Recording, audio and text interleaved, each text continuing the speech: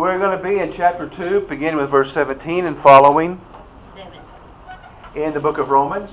Romans chapter 2, verse 17 and following is what we'll be focusing on. Let me quickly remind you, after Paul gave his introductory remarks to the Romans, he began talking about the pagan world in verse 18 and following to the end of the chapter. But he didn't stop just there.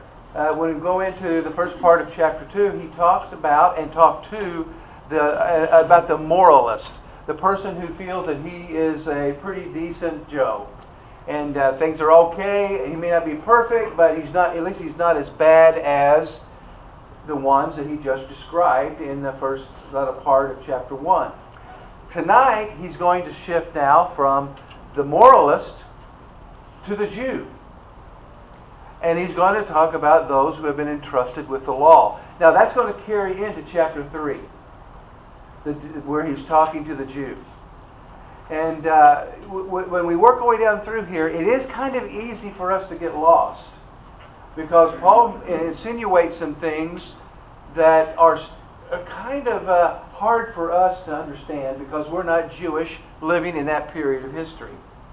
But basically what he's doing is building a case. Remember, it's called a diatribe.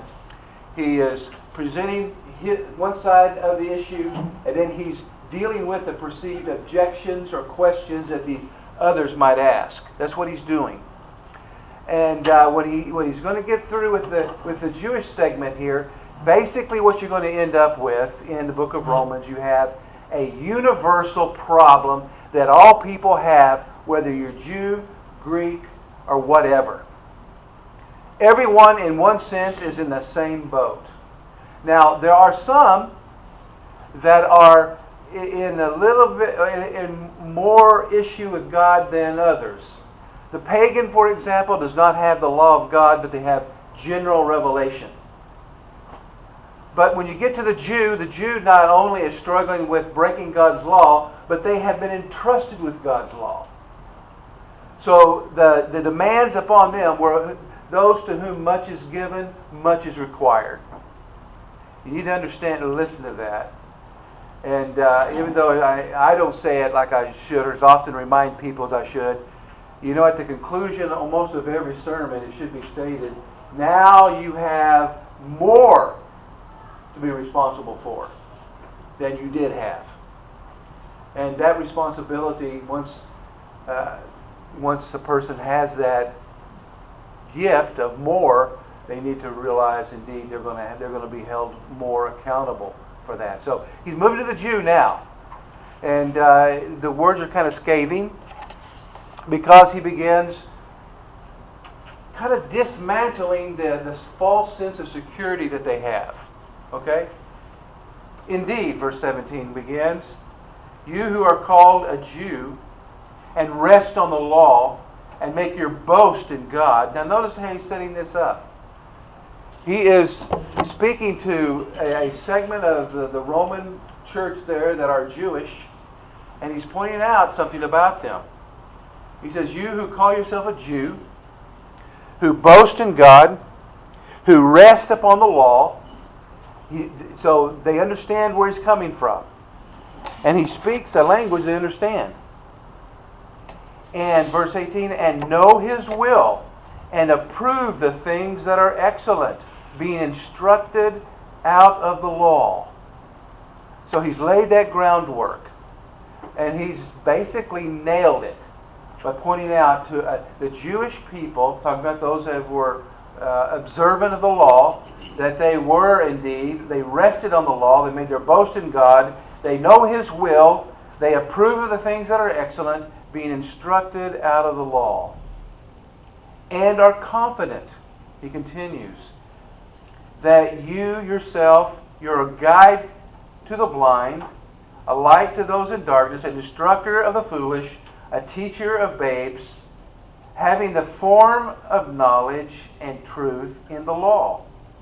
You, therefore, who teach another, do you not teach yourself? Now I'm going to stop in the middle of verse 21 as we see this case that Paul is building. He's telling the Jewish people those the recipient of this letter originally, and any that he would meet.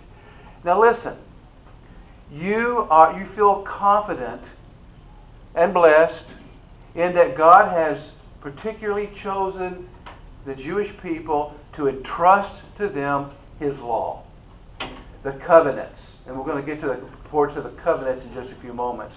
You have that as a possession. You have that as a heritage. You have that as a tradition. You are aware of this. You are reminded of this. And the Jewish people look at themselves as being very special, at least in this time in history, very special because, one, they were chosen by God and they were entrusted with the law of God. Now, they kind of enjoyed that special place in God's redemptive plan, but they did not fully understand what they were supposed to do with that great privilege. And in one sense, what they did was they just simply said, okay, God has blessed us, and we're the special heritage, we're the special people of His. Now, all these other people groups, God hates them. He doesn't care for them. So in one sense, they just saw themselves as being very exclusive. Very exclusive. And because of that perception, they did not carry out the mission they were supposed to carry out. Which is what? Anybody can you remember what they were supposed to be? They were to be the light to the world. If you go back to Genesis chapter 12, verse 3, you find exactly what God's purpose was in choosing the Jewish people. Beginning with Abraham, the Hebrews were going to come from Abraham, descendants of Abraham. Said, I will bless those that bless you, I will curse those that curse you, and through you may finish it? All the nations of the earth will be blessed.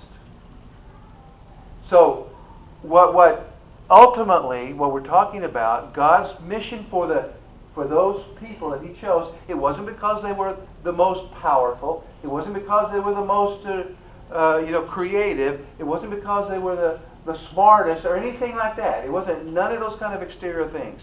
It was because God chose a particular people through whom He was going to bless the entire world.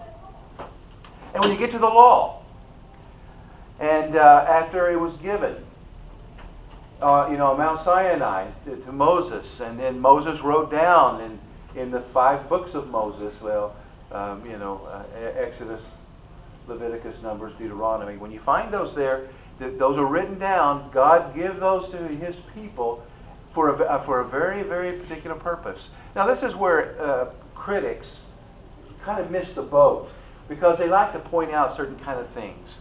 God told in some of the regulations that you find in the law, they were not to plant 2 kinds of seeds together. They were not to mix certain kinds of fabric together. And they think, well, that's a major contradiction. That here we do. You probably, if you looked at your clothes, you might find that you might have a mixture of material in your clothes. You might have rayon. It used to be nylon, but rayon and some of these other ons they have in there. Some stuff I've never heard of before, but they're in your garments, along with cotton and other kind of things. So, critics like to point to that and tell how absurd that is. And here we are, Christians now, and we wear fabrics that are mixed. Now, the problem with all of that, or their criticism is, they don't understand what the law was for. They don't get it. God's people were not to intermarry and mix with other people groups. One of the ways that was kind of reinforced was very much, like I just said, that you don't mix fabrics. You don't mix the seeds together. You don't do that. And so there is a separateness of what they're supposed to do. Basically what you have in the law, whether we're talking about the moral law, the ceremonial law, etc., what you have there is, if you want to see what the people of God or a people of God look like? Here they are. Here they are. They're not given to idolatry. They don't seek after other gods. They are faithful to the one true God. And they serve Him faithfully. They obey what He has told them. They go through the process of sacrifice a certain way. They don't eat the blood because they understand that the blood is to be dealt with in a very special way because life is in the blood. And not that other people groups sacrificed animals. They had a sacrificial system, but there was a difference in that. Now, that's important, and critics don't understand that. They just look at it and take it on face value and say, that's weird. And don't understand, why is it that way? Okay? So the Jew has that. The Jew has that heritage. They have been trusted with the law of God. And by this time in history, they viewed the law of God as a very, very important treasure that God had entrusted to them. So that's what Paul's dealing with there. So far, so good. He's got their attention. But then in verse 21, he shifts a bit. Therefore, you therefore who teach another, do you not teach yourself? Now he's making a transition. He's going to shift here. You who preach that a man should not steal, do you steal? You who say do not commit adultery, do you commit adultery? You who abhor idols, do you rob temples? So, I hope you see the shift. He's asking, after he's reminded the Jews that they've been entrusted with the law of God, and with that law is a very special thing to have, because in obeying the law of God, you are showing the world what a person, a man or woman that belongs to God, how they look, what they do, what their priorities are, how they live, all those things. Now, having said that, and then he moves to, now listen, you who have the law, you know what the law says, and you teach others. You mention it to others. But the problem, the issue is, you shall not steal, but do you steal? Now he's going to pull back the veneer a little bit. Because once you begin looking at God's standards, His law, what the law does, it serves in one sense like a mirror. You see yourself as you really are. And what the law does, it creates in us, the Jews of yesteryear, as well as us, if you look at it, especially the Ten Commandments, the moral law, what it does, it reveals something to us and in us. And what that is we cannot live up to God's standard. We just can't. And in not living up to God's standard, we realize that then that we need help, i.e., we need a Savior. We realize that the sacrifice of bulls and goats, sheep, don't take care of the problem. We still have it. It's going to take something far greater and grander than that to take care of what our issue really is. And all you have to do is, when you begin understanding how Jesus looked at the law, is how God views the law. It's not merely avoidance of committing the act. What precedes that is the very attitude and the desire to commit the act. That's what God sees. But the Jewish people of yesteryear, at least, the way they handled that for the most part, as long as I don't actually commit adultery, I'm okay.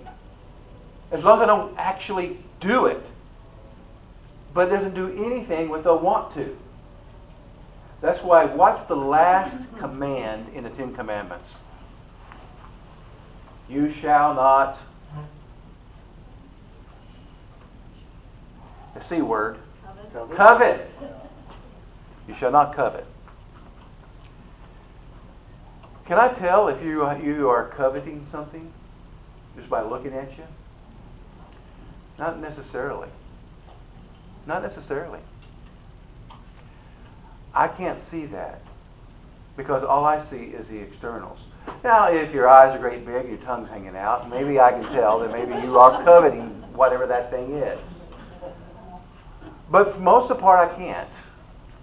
Because I can't see your motivation, and I can't see what you are not doing. Down in the hills where I grew up, we had a creative way of handling that. Somebody got something new. I wish I had that. You had one better. As if somehow that sidestepped the issue. Problem is, God sees the heart. We find that, Samuel is told that by God.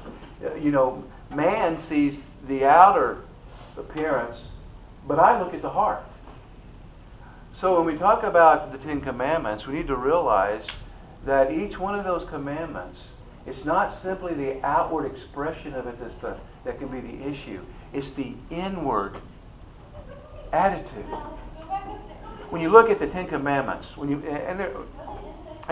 begin paying close attention to them, you begin understanding.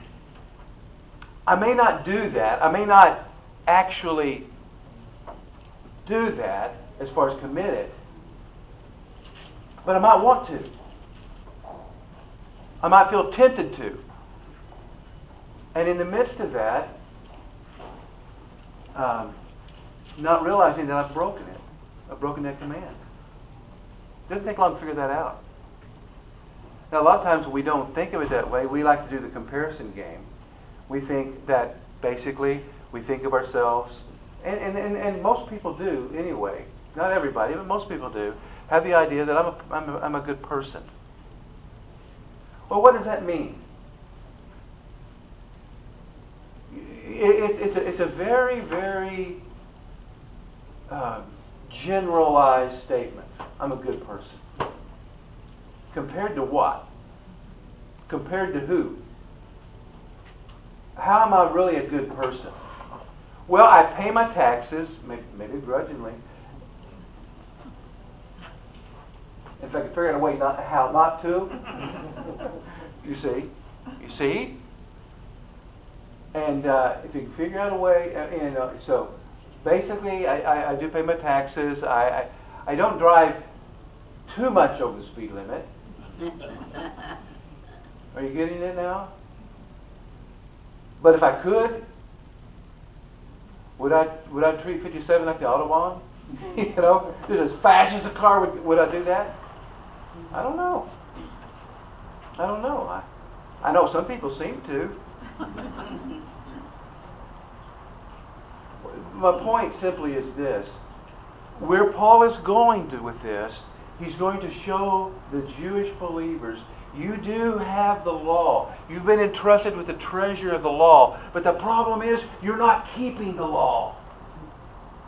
So you have it, but you're not keeping it.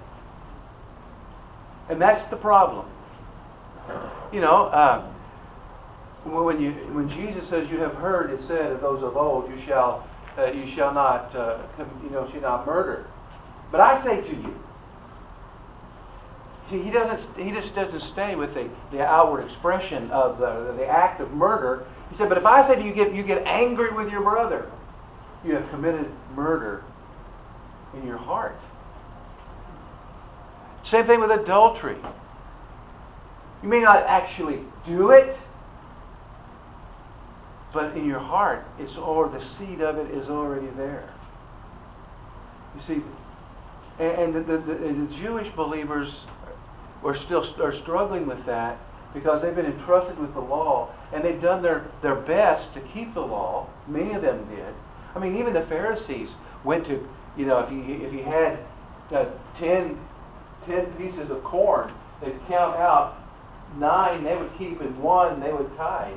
I mean, just even herbs, they would do the same kind of thing. They would just go down to the tithe like that in an attempt to keep the law. They ended up with just kind of surrounding the Ten Commandments, 613 other additional rules to help those poor people that don't have enough sense to keep the commandments of God, how to keep the commandments. And some of these are quite funny. Some of the things that the Pharisees were most concerned about was you were not to work on the Sabbath. Now, it's not enough to remember the Sabbath day to keep it holy. That's what the command says. So, with that stated, how do you do that? What's it look like? Well, the Pharisees said, we've got to help people. We really do got to help them. We've got to tell them exactly what it means how do you keep the Sabbath? How do you keep it holy? Well, it's got to be kept separate.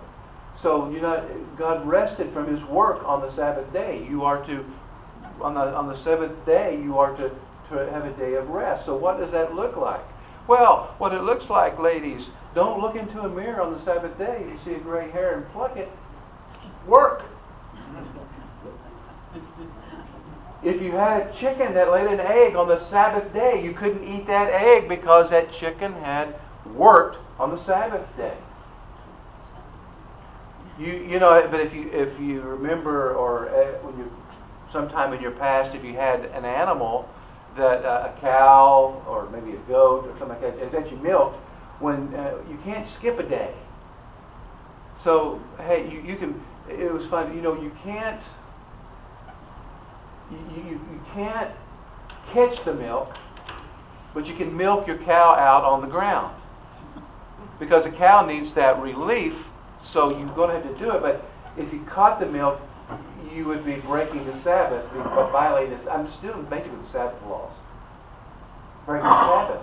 And then and some bright Pharisee figured out, I'll just put a rock in the bottom of my bucket and milk it on the rock, and I just happened to catch the milk. But so they had ways of getting around some of that. But they took it very seriously, very seriously. And I think probably why it was so seriously dealt with was that they had the belief, at least many of them had the belief, that if all the Jews in all the world would keep the Sabbath day for 7 straight Sabbaths, Messiah would come. And that's why they freaked out with Jesus. What was the biggest controversy that they had with Jesus? The Sabbath day. He would actually heal a man on the Sabbath. That's work. Even being chided about healing on the Sabbath. And one of the earlier miracles that Jesus performed on the Sabbath, he was there in the synagogue, and there's a man there. Remember that man got the withered hand? Freaked out those that were there who were becoming very antagonistic toward Jesus, becoming his enemies, because Jesus didn't touch the man. That would have been work. Jesus said, just stretch out your hand. Didn't touch him. He just stretched out his hand, and he was healed. And now they're really ticked at him because they couldn't accuse him of working. And his disciples on one Sabbath day, they're walking through a grain field. They take some of the grain, rub their hands there. They're hungry. They're permitted to do that, and they ate the grain. And then the Pharisees freaked out because they reaped on the Sabbath. It got quite bizarre. But it's all focused on exterior behavior. That's it. They didn't deal with the heart. That's why Jesus said you're like a bunch of whitewashed tombs.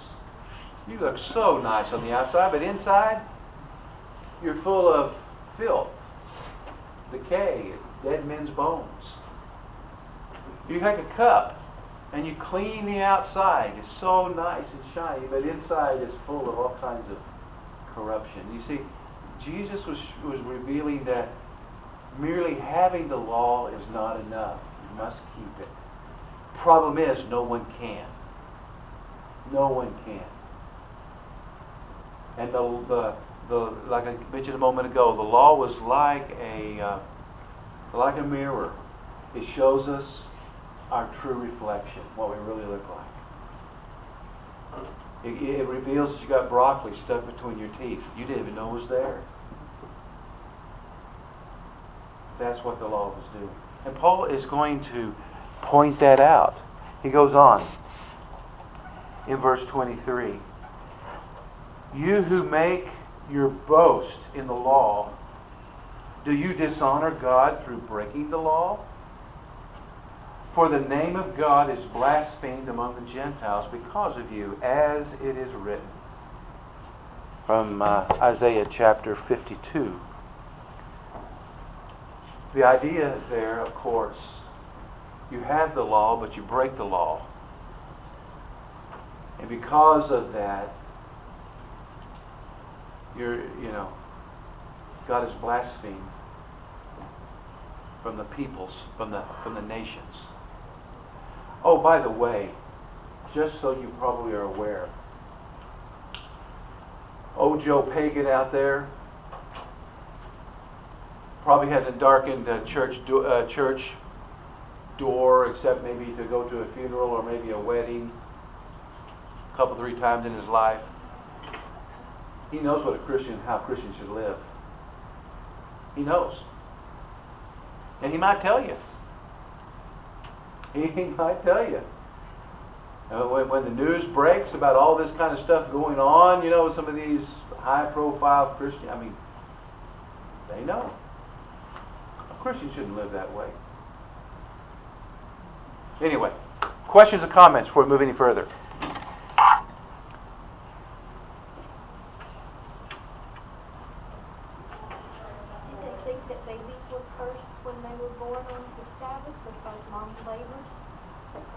I don't know about that one, but they might. I don't know. They made arrangements. There were certain kinds of provisions. If your ox falls into a ditch on the Sabbath day, yes, you are to get him out. But kind of a rule of thumb, if your ox makes a habit of falling in the ditch on the Sabbath, get rid of the ox. In other words, if there's something that is causing you issues, do something about it. But they were very concerned about that. They were concerned. And I've in Sunday school class we've talked about this before, just kind of as a curiosity. If you are in Israel on Saturday and you are in a building that has multiple floors, make sure you do not get on the Sabbath elevator. Because there will be, if there's 3 elevators there, one of those, probably the center one usually, is going to be the Sabbath or the Sabbat elevator. You don't have to, it goes to every floor, it opens up. You do not touch the button to make it go up. It just does that. The doors open up, you step on, it goes up the next floor, opens up. If you're on the top floor, you're going to ride it all the way up. If you're on the top floor coming down, you're going to ride it all the way down. You're going to stop at every floor. The reason for that is it's a prohibition on the Sabbath day to build a fire. You may think, what? Well, it was figured out that what happens, you push the button, there's an electric current that will go and trigger the doors to open and then for the elevator to go to whatever floor.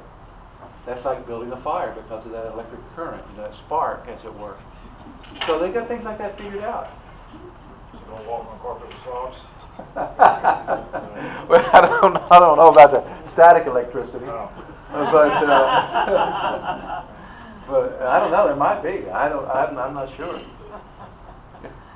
And it's the same way with now, this is not a part of the 10 Commandments, but it's part of the dietary code. There are certain kind of things in Israel you cannot order.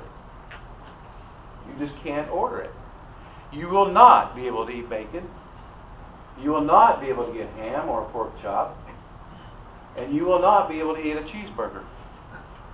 Because you cannot mix beef with dairy. That's prohibited. It's quite interesting that be the case, but that is the case. That's part of the dietary code. Now, fortunately, we as Gentiles don't have to abide by that. So, I wonder how they get around it when they cook those hamburgers. Sell them to Gentiles. They won't. Yeah, they do. You must have pagan. Because a Jewish guy won't do that. It didn't happen in our group, but another group beforehand A guy went there, he wanted a cheeseburger, and the fellow said, no, you can't mix dairy and beef. Work even. So what percentage, though, are practicing Jews over there? I don't know. I have no It's idea. not very much, is it? No, Israel is a secular country. But But there they are pick- Orthodox Jews there, But so they pick just what they want, and they're just like us. You know, we can rationalize anything, and sometimes we do. Okay, now he's going to turn. He's going to turn the corner. He's going to move into. Now, this is important, but you need to know the Old Testament to understand what's going on here. You have to travel back to the 17th chapter of Genesis. 17th chapter of Genesis, God is speaking to Abraham, and during that chapter, He also promises the birth of the son, the promised one. Abraham is 99 years old. God has already made a somewhat of a covenant with Abraham in chapter 15, where there was a covenant made there, that they cut a covenant. God in a flaming, it is a torch or a flaming oven, goes between the halves. Abraham does not. And but we get to chapter 17, it is the mark of the covenant, which is circumcision. And God tells Abraham, it's the Abrahamic covenant, an everlasting covenant. Now don't miss that. Everlasting. So when you're dealing with where do the Jewish people fit today in God's plan, well, they still are in God's plan. They're not living according to it at this point in history, but they are still a part of God's plan because God made an everlasting covenant. You understand the everlasting part with Abraham, and it translates down to Abraham's descendants. So it was circumcision. God told them every male, whether naturally born or if you purchase one, you have a servant or a slave in your household, every male will be circumcised, and that is the mark of the Abrahamic covenant. And it comes right on down through history. That was the mark, as it were, what God had Abraham and all of Abraham's male descendants that would be circumcised for that. Now here's where Jews looked at themselves as being now a specially marked out people. Remember even David when he was what was the less than flattering thing he said about Goliath the Philistine? This uncircumcised Philistine, he went on. That is important. It separates God's people from all other people groups. Okay? And they begin thinking of themselves now as being a very, very specially privileged people, but they didn't understand what that privilege entailed. Or at least they've lost sight of it many times in history. So we go a little bit further. So he's going to be talking about that. And remember, it's the Abrahamic covenant. An everlasting covenant that God made with Abraham and Abraham's descendants. For circumcision is indeed profitable, and here it is, if you keep the law. Okay? Now, you don't have a Jew all upset or aggravated at this point. Yeah, he knows that. He knows that. It is indeed profitable because if you are a part of the covenant community, the people of God. So, yeah, I know that. And if you keep the law. But what does it mean to keep the law? Does it mean don't pluck a gray hair on the Sabbath? Is that what it means? Or is there more to the law? Is it that internal aspect of the law? That the law itself is something that you and I, or the Jew of this period, that they were to not only live outwardly, but also inwardly. Problem is the inward part. Inward part. Because remember, what's the 10th commandment? shall not covet. How about honor your father and your mother? What about that one?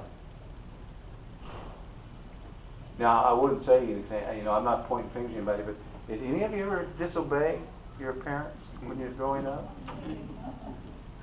Huh? Did you? Well, I guess you blew that one. Did you want to disobey and didn't? You blew that one too. That's the same. You still blow it. Okay. But if you're a breaker of the law, your circumcision has become uncircumcision. Okay, you're going to be bouncing back and forth like this, so we have to go kind of slow for us to get a hold of what he's saying. Okay, circumcision is great if you keep the law. But if you break the law, your circumcision is inconsequential. You got a problem. Wait a minute. I belong to the covenant community. And Paul is saying, you have a sin problem. You have rebelled against God. Because you have broken the law. And because you've broken the law, your circumcision is no big deal. In other words, you're not saved just because of circumcision. Just because that you have the bloodline of Abraham flowing through your veins, his DNA. You don't have, you're not okay, in other words. That's one of my things with, now I don't think I'm mischaracterizing John Hagee when I said to say this, but if he's not as said it, he's come dangerously close to saying, there's two ways to be saved, trust Christ or be a Jew. And I don't think I'm being too over the top by saying that. But Paul is saying being a Jew ain't enough. Matter of fact, it might put you in more dire straits because you have the law, you know the law, and you don't keep the law. And to trust in your Jewishness is trusting in something that simply will not help. Goes on. Therefore, if an uncircumcised man keeps the righteous requirements of the law, will not his uncircumcision be counted as circumcision? You see how he's reversing this? You see how he's reversing this? Okay, now let's take a Gentile. Not a part of the covenant community as far as Israel's concerned. He's not a part of the people of God. But he becomes a person. And he doesn't bear the mark of circumcision, but he does keep the righteous elements of the law. You think God's more pleased with that than the Jewish person who doesn't keep the law, but yet is a Jewish person? You see what he's saying? He's pointing out, what he's basically going to be pointing out is that the pagans has a problem, a serious problem. The moralist has a serious problem. And the Jewish person has a major problem. And the problem that all three have is the same problem. We need a Savior because we can't do it ourselves. He goes on. Verse 27. And will not the physically uncircumcised, if he fulfills the law, judge you even with the written code and circumcision are a transgressor of the law? Now remember, he's really talking about a hypothetical here. Pointing out, and the writer of Hebrews does this well in a little bit different way. The writer of Hebrews points out a particular man of the Old Testament era who lived in the days of Abraham that is held up as a example of what Jesus is. He was the king of Salem. Later it was called Jerusalem. His name was Melchizedek. He was a king and he was a priest. He's a kingly priest. The Jews never had a kingly priest, Saul tried to do that, and he messed up. Uzziah tried to do that, and he got leprosy for it. And so the Jews would not have a dual position like that. But Jesus is not from the tribe of Levi. What tribe is Jesus from? The tribe of Judah. And the writer of Hebrews says that Jesus is after the order of Melchizedek. Now, there's a lot we don't know about Melchizedek, other than this. After the Battle of the Kings, when Abraham and his men got Lot and Lot's family freed as they were taken captive, when he and his men defeated them, when they came back by, Abraham paid a tithe to Melchizedek. And the writer of Hebrews says, it's always the lesser that pays tithe to the greater. So he's pointing out something about Melchizedek being greater in this respect than Abraham. Okay. But anyway, back to the text here. Theoretically, Paul is pointing out, what about the righteous pagan or the righteous Gentile? If he keeps the law, now it's a big if he keeps the law, isn't that God's standard, whether he's circumcised or not? The answer is, well, yeah. Well, yeah. This is a diatribe argument he's doing here. But the problem is, we're going to see later, he's going to flesh it out later. The problem is, there are no Gentiles that are keeping the righteous requirements of the law. There are no moralists keeping the righteous commandments of the law. And there are no Jews keeping the righteous demands of the law. You following that? He's going to say, all have sinned and fall short of the glory of God. That's coming. The wages of sin is death. That's coming. He's going to flesh that out. But at this point, he's just raising the issues. Verse 28. For he is not a Jew who is one outwardly, nor is circumcision that which is outward in the flesh. But he is a Jew who is one inwardly. And circumcision is that of the heart, in the spirit, not in the letter, whose praise is not from men, but from God. Okay? And so there you have Paul winding it up. Okay, it's not the blood, the person who has the blood of Abraham, the Jew, the Hebrew. It's the one who keeps God's law.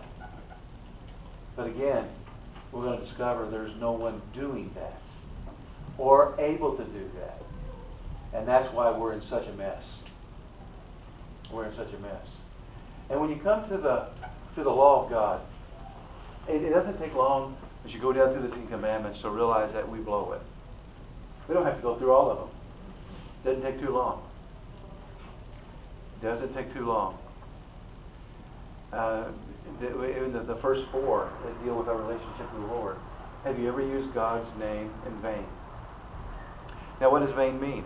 Most of the time we think that means a curse word, right? Have you ever prayed and been thinking about something else while you're praying? Have you ever used the name, and at the end of your prayer in Jesus' name, well, you just used it in vain. You made it empty. It means nothing. So we struggle with all of that. All those kind of things. Now when we get to chapter 3, and I'm going to introduce chapter 3, and we'll leave it there for, not next week, because next week we'll be in VBS. So the following week when we're back together again, we're going to be focusing in on, okay, Paul's blasted the Jews, so he's going to begin. Now, here's the anticipated question. What advantage is there to being a Jew? I mean, if a real Jew is one who's one inwardly, regardless of his bloodline, if that's what a Jew is, a true Jew, then what advantage is there to be a Jew? You see how he's doing this? He's anticipating the question that's coming. Because that question is going to be on the minds of those who are Jewish. Wait a minute here, Paul. Wait a minute. What are you doing? Well, he's going to deal with that. And it's quite interesting. He talks about the advantage of Jews, but he's also going to point out the responsibility of having that, as having been entrusted with the law of God. Questions or comments, observations, additions, whatever? Yes. Who was Melchizedek? Yeah. He was a king. It says king of Salem. You'll find that in Genesis. I forgot. I don't know what chapter for sure. But it's in the early chapters of Genesis. Somewhere around 16, 17, 18 Sodom and Gomorrah. 19 was Sodom and Gomorrah. So prior to that, probably. That in Jesus? No. Well, some kind of argue that perhaps it's a pre-incarnate appearance of Christ. Fancy word is called a Christophany. I don't know. I don't think so. I know that the writer of Hebrews points out that there's nothing about his lineage or his parents. He has no mention of his birth or death or anything like that. And it's leading some to think we're talking about a supernatural figure. I'm not sure if that is a good line of reasoning or not. I can't specifically discount it by the way the writer of Hebrews talks about it, about Melchizedek. That Jesus is a priest after the order of Melchizedek. And that means several things. One, he's a priest and a king. Two, it means he's outside of the line of Levi. He's not a Levitical priest. Or, the kings. The southern kingdom had the line of David. The northern kingdom lost the line of David when the kingdoms separated. When Jeroboam, the son of Nebat, became the king of the northern kingdom. Instead of, and Rehoboam, I know their names sound familiar, but they're no relation at all. Became king, was the king of the southern kingdom. That's a good question, though. But Melchizedek is that mysterious but very important person of the time of Abraham. Was he the one that also never died? Well, and we don't know anything about his death, but the writer of Hebrews says that without end of days and without beginning. It gives you the idea that maybe Melchizedek was indeed a supernatural figure, maybe the angel of the Lord or something. But it also says that he was the king of Salem, so it's something like he had a job there. He had been there. We just don't know any information about it, other than Abraham showed that Melchizedek, or considered Melchizedek as more important than himself, because he's the one that tied to Melchizedek, not vice versa. And the writer of Hebrews points out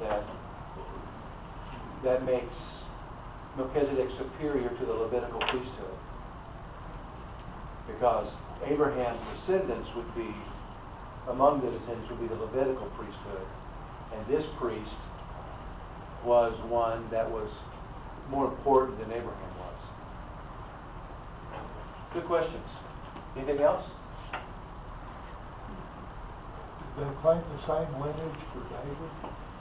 Because David did a lot of dancing in the ephod.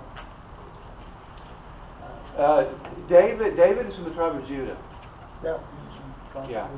And the promise that God made to David is, upon your throne, as king, you'll have a descendant that will reign forever. And that is a messianic statement talking about the future Christ, the Messiah, who would reign on David's throne. He'd be a descendant of David, and he would reign on David's throne forever.